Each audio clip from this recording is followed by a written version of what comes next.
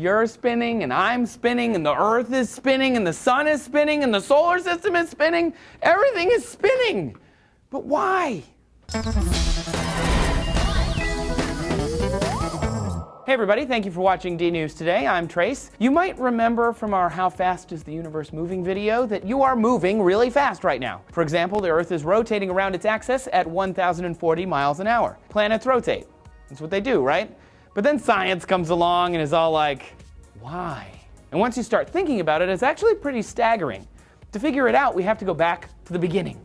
4.5 billion years ago, our solar system began to form from clouds of helium and hydrogen. It looked kind of like a nebula. As the clouds of gas moved and undulated through the universe, some of them were denser and some were thinner. Something, perhaps a nearby supernova, they think, caused the gases to begin to coalesce. And as the gravity of these particles increased, they began to fall toward each other and to spin. Funnily enough, every time this happens, the spin seems to rotate in the same direction, at least in our solar system, the counterclockwise direction.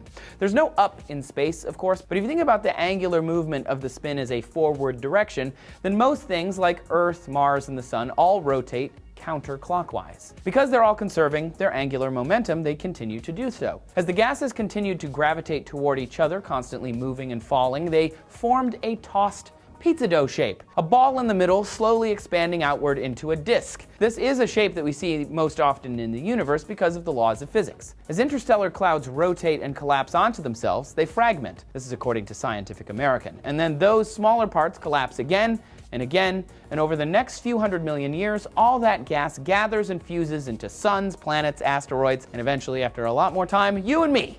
All the while, the angular momentum of the original cloud is maintained, and that original gaseous angular momentum set the stage for all the rotation to follow. Inertia now keeps it going. However, it is slowing over time. A day in 100 years will be 2 milliseconds longer than a day now, but ultimately we'll all keep spinning unless something big smacks into us, of course. Strangely, Venus rotates clockwise, opposite of everybody else, and we're not entirely sure why. Either the axis of the planet was flipped upside down at some point, or it slowed its rotation counterclockwise, stopped, and then began to rotate the opposite way, possibly due to its dense atmosphere and closeness to the sun. It's not the only weirdo out there either. Uranus was knocked on its side, so her rotation is all screwed up. Even on a macro level, everything in the universe is moving and spinning. But galaxies relative to Earth spin both clockwise and counterclockwise. There doesn't seem to be any standardization there, though spiral galaxies do tend to spin with their arms trailing behind them, if you will.